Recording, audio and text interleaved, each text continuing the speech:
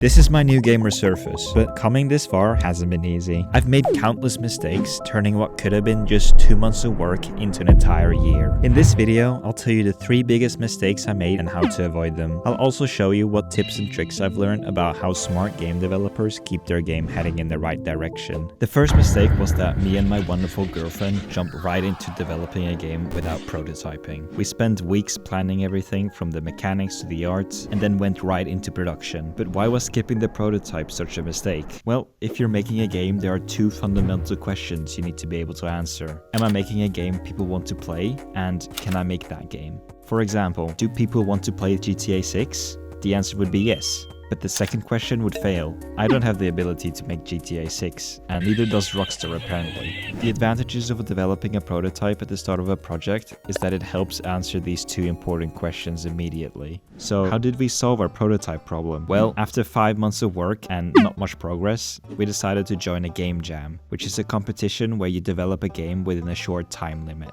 People liked the game and it ranked in the top 100. This gave us a prototype which answered the 2 fundamental questions.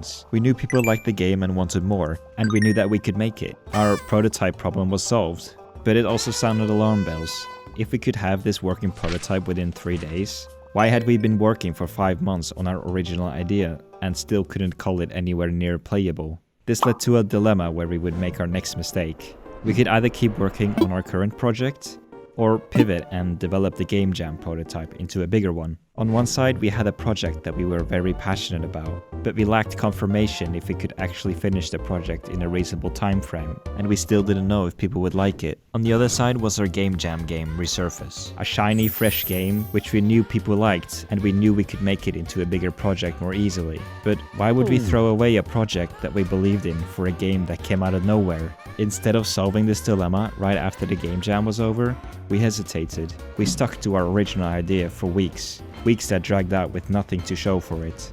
Eventually, taking a step back and looking at it from a bigger picture made us realize that we had made our second major mistake.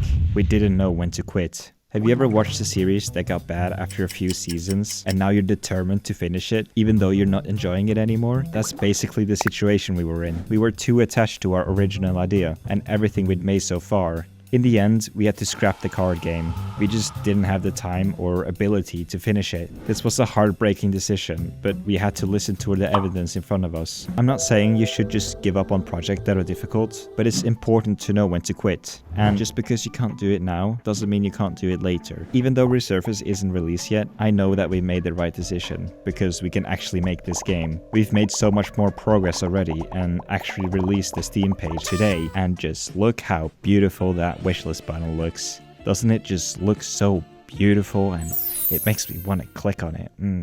I just want to click on that. But check out the game, link in the description.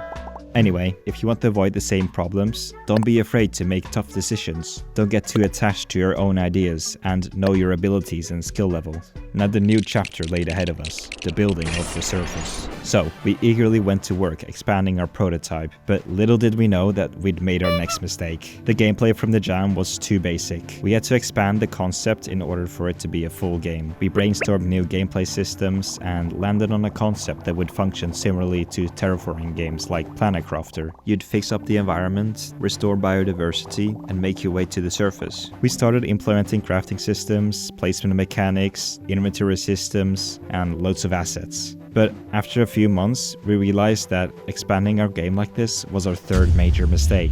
Why? Well, for any game, you want it to be designed around a central vision. This could be a particular feeling you want the player to experience, or a certain fantasy you want them to live out. The vision makes sure the game has a focus. It helps filter out what fits the game and what doesn't. The problem wasn't that we didn't have a vision, it was that we had the wrong vision. We got lost in making the game we thought people wanted, and never thought about what they actually said they wanted. Luckily for us, the people who played Resurface in the jam left very helpful comments telling us what they wanted to see from the expanded version, what they liked and what they didn't like. This is what we should have based our vision around. After we read the comments, we saw that people wanted firepower, but we hadn't given them the explosives they asked for. In fact, Most of our new game went directly against what players wanted. How can you heal an environment by blowing it up? After this major pivot, we had to unfortunately make a lot of cutbacks. We made a list of every aspect of the game we currently had. Then we compared that with our new vision of what players actually wanted. Every aspect that didn't align with our new vision was cut to repurpose to fit our focus. So what can you do to avoid making the same mistakes? Well, you've got to make sure you clearly lay out your vision. You need to have a focus that aligns with what you want from the game. That could be commercial success or personal enjoyment. If you want commercial success, keep checking if you're actually making the game people asked for. If you want to go a step further, we did extra research by looking through Steam reviews of similar games. We found out what people liked and didn't like about specific genres and mechanics without them having to tell us. This allowed us to keep the focus on making a good game, not just a game that these specific playtesters wanted. So,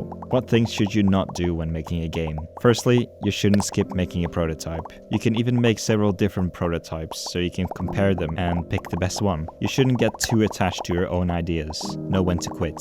You shouldn't push yourself to do something you're not ready for yet. It's better to go back to it when you've got more experience and practice. Don't forget to clearly lay out your vision. Define your goals and stick to them. Check out the Steam page to get a look at the game so far. And maybe hit that wishlist button while you're there. Don't forget to subscribe to follow along for updates and devlogs. Thank you for watching.